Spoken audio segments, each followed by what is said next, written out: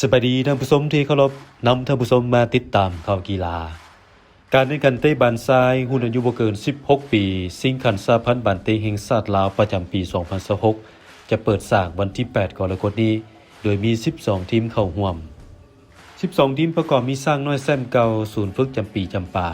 มาสเตอร์จีบีเอสราจำปาสักกองทัพสารวัตรยูไนเต็ดน้ำทายูไนเต็ด BIS สวรรณเขตหลวงพระบางไฟฟ้าลาวและพรหมทัศน์รูปแบบการแข่งขันพบกันหมด1รอบเพื่อสะสมคะแนนแล้วคัดเอาอันดับที่1หาที่4เข้ารอบรองชนะเลิศหรือรอบ4ทีมสุดท้ายและจกสลากจับผู้แข่งขันแข่งแบบเสียคัดออกน็อกเอาท์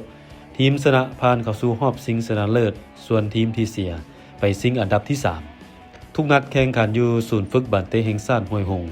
สหพันธ์บานเตะแห่งชาติลาวสนาม1และสนาม2การแข่งขันแบ่งเป็น2ระยะคือระยะวันที่8หาวันที่23กรกฎาคมและระยะที่2แม้วันที่3หาวันที่22สิงหาคม2026สำหรับรางวัลทีมชนะเลิศจะได้รับขันแซมเหรียญรางวัลและเงินรางวัล70ล้านกีบอันดับ2ได้รับเหรียญรางวัลและเงินรางวัล25ล้านกีบที่3ได้รับเหรียญรางวัลและเงินรางวัล15ล้านกีบนอกจากนี้ยังมีรางวัลประเภทบุคคลดีเด่นเช่นว่ารางวัลนักกีฬาดีเด่นรางวัลผู้ยิงประตูหลายสุดรางวัลผู้รักษาประตูดีเด่นและรางวัลคู่ฝึกดีเด่น